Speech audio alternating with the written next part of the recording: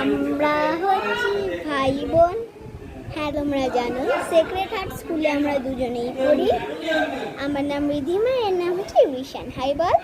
High. আজকে আমরা কালকে রাখি আছে, সো আমরা আজকে কোয়েশ্চেন্স করবো। কালকে তুই আমাকে গিফটে কি দিবি? গু। হ্যাঁ, কি দিবি? কুকুরের গু। দেখ।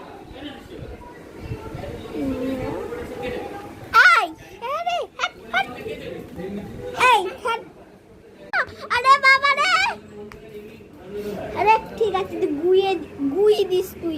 হা হা হা, পিঠ ব্যথা হয়ে গেল। তুই কি বাজে ছেড়েছিস?